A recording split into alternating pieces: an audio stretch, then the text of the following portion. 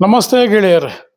ಈ ದಿನ ನಮ್ಮ ಕರ್ನಾಟಕದ ಮಾಜಿ ಮುಖ್ಯಮಂತ್ರಿಗಳಾದ ಶ್ರೀ ಎಸ್ ನಿಜಲಿಂಗಪ್ಪನವರ ಬಗ್ಗೆ ವಿವರಣೆಯನ್ನು ತಿಳಿಯೋಣ.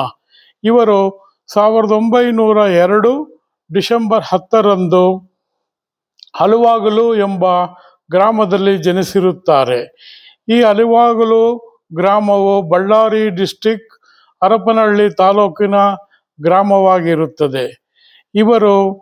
ಇವರ ತಂದೆ ತಾಯಿಗಳು ಅಡವಪ್ಪನವರು ಹಾಗೂ ನೀಲಮ್ಮನವರು.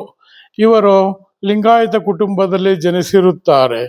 ಇವರು ತಮ್ಮ 12ನೇ ವಯಸ್ಸಿನಲ್ಲಿ ಚಿತ್ರದುರ್ಗದ ಸಿದ್ದವನಹಳ್ಳಿಗೆ ಪ್ರಯಾಣ ಬೆಳೆಸಿ ಅಲ್ಲಿ ನೆಲೆಸಿರುತ್ತಾರೆ. ಅಲ್ಲಿ ಪ್ರಾಥಮಿಕ ವಿದ್ಯಾಭ್ಯಾಸವು ಮುಗಿಸಿ ಹೈಸ್ಕೂಲಿನ ವಿದ್ಯಾಭ್ಯಾಸವು ಚಿತ್ರದುರ್ಗದಲ್ಲಿ ನಡೆದಿರುತ್ತದೆ ಹಾಗೂ ಕಾಲೇಜ್ ವಿದ್ಯಾಭ್ಯಾಸವು ಸೆಂಟ್ರಲ್ ಕಾಲೇಜಿನಲ್ಲಿ ನಡೆದು ಅಲ್ಲಿ BA ಪದವಿಯನ್ನು ಪಡೆದಿರುತ್ತಾರೆ ಹಾಗೂ ಮಹಾರಾಷ್ಟ್ರದ ಪುಣೆಯಲ್ಲಿ LLB ಪದವಿಯನ್ನು ಪಡೆದು ಚಿತ್ರದುರ್ಗಕ್ಕೆ 1927ರಲ್ಲಿ ಬರುತ್ತಾರೆ. ಬಂದು ವಕೀಲ ವೃತ್ತಿಯನ್ನು ಪ್ರಾರಂಭ ಮಾಡುತ್ತಾರೆ ಹಾಗೂ 1928ರಲ್ಲಿ ಇವರಿಗೆ ಮುರುಗಮ್ಮ ಎಂಬುವರೊಡನೆ ವಿವಾಹವು ನಡೆಯುತ್ತದೆ. ಇವರಿಗೆ 9 ಜನ ಮಕ್ಕಳು ಇರುತ್ತಾರೆ.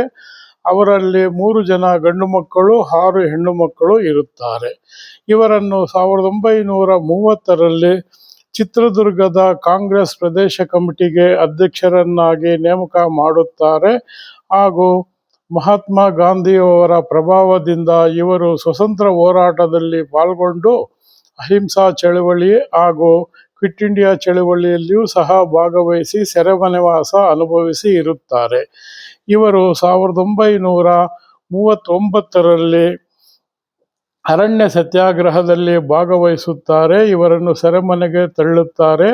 ತದನಂತರ ಇವರ ವಕೀಲ ವೃತ್ತಿಯ ರದ್ದುಗೊಳಿಸುತ್ತಾರೆ.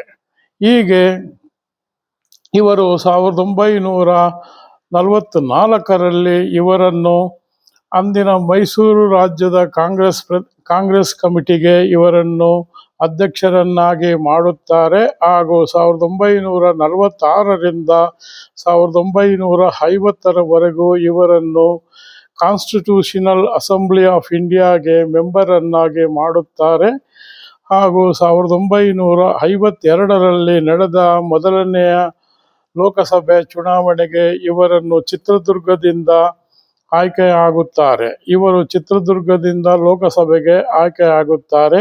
ತದನಂತರ 1956ರಿಂದ 58ರವರೆಗೂ ಅಂದಿನ ಮೈಸೂರು ರಾಜ್ಯದ ಮುಖ್ಯಮಂತ್ರಿಗಳನ್ನಾಗಿ ಇವರನ್ನು ನೇಮಕ ಮಾಡುತ್ತಾರೆ. ತದನಂತರ ರಾಜೀನಾಮೆ ಮಾಡುತ್ತಾರೆ. ಹೀಗೆ ಇವರು 1962ರಿಂದ 1968ರವರೆಗೆ ಅಂದಿನ ಮೈಸೂರು ರಾಜ್ಯದ ಮುಖ್ಯಮಂತ್ರಿಗಳಾಗಿ ಮರು ಆಯ್ಕೆ ಆಗುತ್ತಾರೆ 2ನೇ ಅವಧಿಗೆ. ಆ ಸಮಯದಲ್ಲಿ ಇವರು ಅನೇಕ ಕಲ್ಯಾಣ ಯೋಜನೆಗಳನ್ನು ರೂಪಿಸಿರುತ್ತಾರೆ. ಅವುಗಳಲ್ಲಿ ನೀರಾವರಿ ಯೋಜನೆಗಳು ಹಾಗೂ ಗ್ರಾಮೀಣ ಅಭಿವೃದ್ಧಿ ಯೋಜನೆಗಳು ಹಾಗೂ ವ್ಯವಸಾಯಕ್ಕೆ ಉತ್ತೇಜನ ನೀಡುತ್ತಾ ಇರುತ್ತಾರೆ. ಹೀಗೆ ಇವರು ಶರಾವತಿ ವಿದ್ಯುತ್ ಘಟಕಗಳನ್ನು ಸ್ಥಾಪನೆ ಮಾಡುತ್ತಾರೆ ಹಾಗೂ ವಿದ್ಯುತ್ ಯೋಜನೆಗಳಿಗೆ ಉತ್ತೇಜನ ನೀಡುತ್ತಾರೆ. ಮೈಸೂರು ರಾಜ್ಯಕ್ಕೆ ವಿದ್ಯುತ್ ಸರಬರಾಜು ಮಾಡಿ ಬೆಳಕನ್ನು ನೀಡುತ್ತಾರೆ. ಹೀಗೆ ಇವರನ್ನು 1968ರಿಂದ 1971ರ ತನಕ ಇವರನ್ನು ಆಲ್ ಇಂಡಿಯಾ ಕಾಂಗ್ರೆಸ್ ಪ್ರೆಸಿಡೆಂಟ್ ಆಗಿ ಇವರನ್ನು ಅಂದಿನ ಪ್ರಧಾನಮಂತ್ರಿಗಳಾದ ಶ್ರೀಮತಿ ಇಂದಿರಾ ಗಾಂಧಿಯವರು ನೇಮಕ ಮಾಡುತ್ತಾರೆ. ಇವರು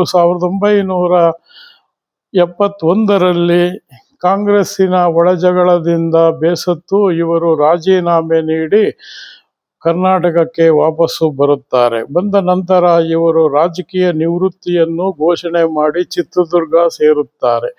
ಇವರು 2000 ಇಸ್ವಿ ಆಗಸ್ಟ್ 8ರಂದು ತಮ್ಮ ಸ್ವಗೃಹದಲ್ಲಿ ಸ್ವರ್ಗಸ್ಥರಾಗುತ್ತಾರೆ. ಆಗ ಅವರಿಗೆ 98 ವರ್ಷ ವಯಸ್ಸು ಆಗಿರುತ್ತದೆ. ಹೀಗೆ ಸ್ವರ್ಗಸ್ಥರಾದ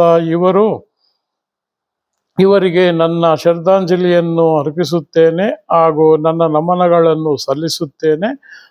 ವಂದನೆಗಳು.